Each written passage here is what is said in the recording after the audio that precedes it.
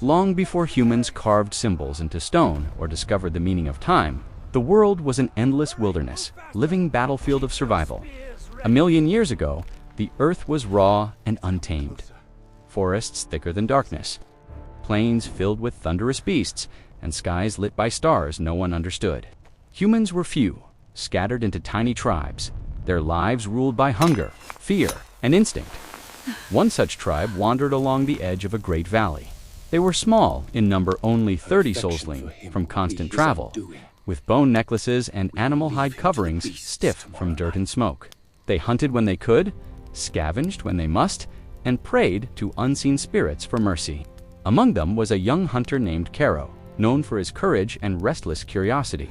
Unlike others, who accepted the world as it was, Caro questioned everything: the patterns of the wind, the shape of the stars, the behavior of animals. The elders scolded him, saying curiosity brought death, but Caro never stopped watching the sky. That sky would soon change everything.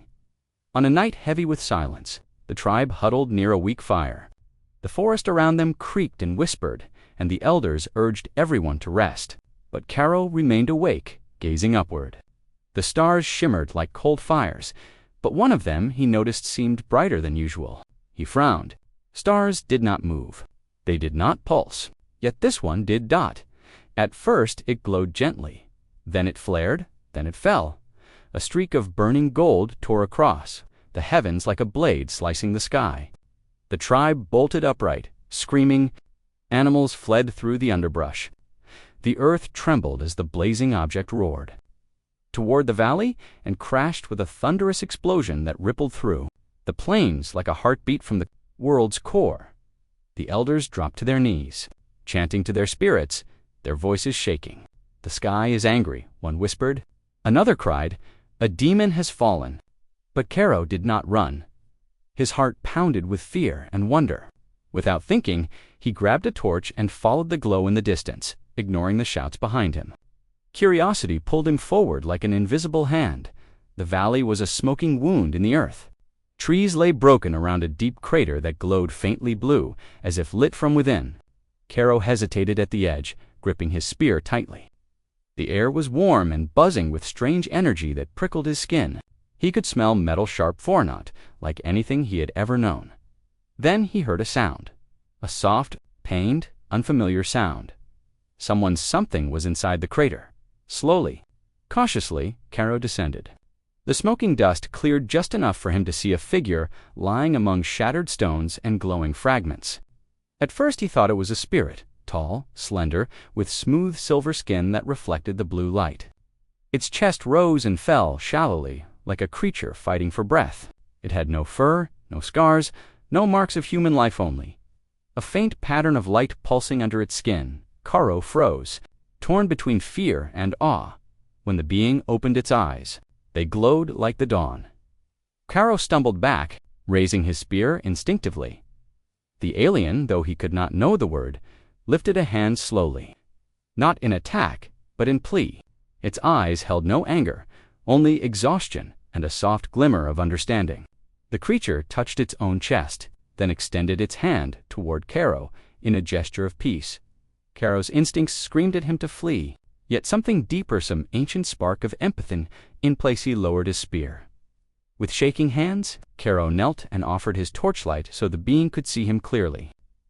The alien blinked slowly, studying him with gentle curiosity. When it tried to speak, only a soft musical hum escaped its lips.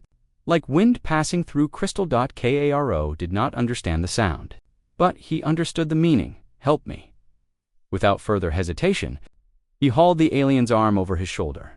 The limb was surprisingly light, and its skin felt cool, almost soothing. Step by step, he pulled the being out of the crater and laid it beneath a leaning tree, away from the smoke. Minutes later, the rest of the tribe arrived, breathless and terrified. They encircled Caro and the strange figure, shouting warnings and raising their primitive weapons. "Demon! Sky spirit! Kill it before it kills us." But Caro stood between them, spear pointed outward. "No," he said firmly. "It needs help." The tribe hesitated. None dared strike while Caro, a respected hunter, stood guard. The elders argued among themselves. Some believed the creature was a curse. Others whispered that it might be a sign from the sky. In the end, fear won. They refused to approach, choosing instead to watch from a distance. Caro tended to the alien alone, offering water in a carved gourd. The being looked at the liquid, puzzled. Caro demonstrated by drinking first, then offering it again. The alien mimicked him, sipping slowly. A faint glow pulsed beneath its skin. Brighter than before, perhaps, a sign of renewed strength.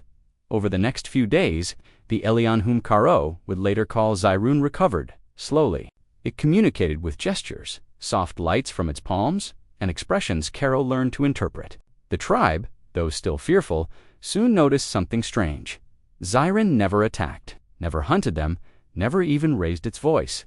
Instead, it watched them with quiet interest, as though trying to understand their ways. And then the teaching began. Zyrun noticed the tribe's struggle for fire. They used stones improperly, striking them weakly until sparks died before touching grass. One evening, Zyrun approached Caro with 2 smooth stones. Holding them firmly, the alien demonstrated a steady, practiced motion striking at an angle no one had used before. Sparks flew in a clean arc, landing on a bundle of dried moss that Zyrun had gathered. With a gentle breath of warm air produced by an odd device attached to its wrist, the moss ignited. Caro's jaw dropped to him. The act seemed like divine magic. For the first time, he created fire on the first try. When he repeated the technique for the tribe, their awe turned to admiration. Soon the tribe gathered around Caro for every demonstration. They whispered rumors. The sky spirit has touched him. He knows the secrets of the stars. But not everyone was pleased. A hunter named Raku, broad-shouldered and known for his pride, watched with narrowing eyes. He had always expected to rise as the next leader. But now Caro's newfound knowledge threatened his position. He began to speak quietly to others. "This spirit is tricking us. It wants our strength. It will eat our children." At first, only a few listened. But fear, once planted, grows quickly. Meanwhile, Zyrun continued teaching. He showed Caro how to sharpen stone tools using water and sand. He demonstrated how certain plants could heal wounds while others brought sickness. He taught the tribe how to dig shallow wells near the valley wall, revealing hidden water that saved them from thirst during dry days. Caro absorbed every lesson like a sponge. His mind, unburdened by fear, saw patterns that others overlooked.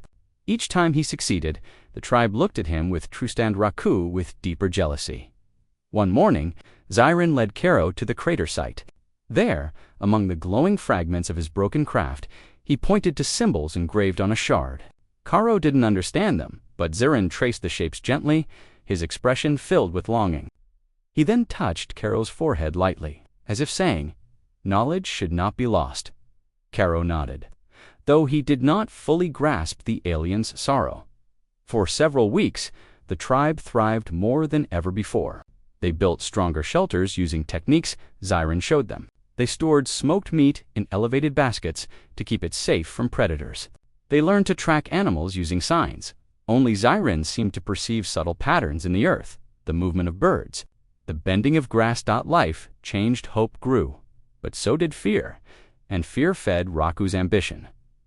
Late one night, while the tribe slept, Raku whispered to a few hunters, "If we do nothing, Caro will rule us, and that thing, the sky demon, will rule him." Their eyes shifted uncertainly. Raku leaned closer, voiced low and venomous. "We must strike first, kill the thing, end this curse." The hunters wavered. Raku smiled, sensing their weakness. "But we will not kill Caro," he added. "He is still one of us. We will show him the truth that the demon only pretends to help." In the darkness, a terrible plan began to form. Unaware of the coming danger, Caro slept beside the fire, dreaming of stars. Zyrun sat nearby, eyes glowing softly as he watched the flames. For the first time since landing on this unknown world, he felt peace and the faint hope that perhaps he was not alone in the universe after all. But peace is fragile, and dawn would bring a choice that could change the destiny of humankind forever.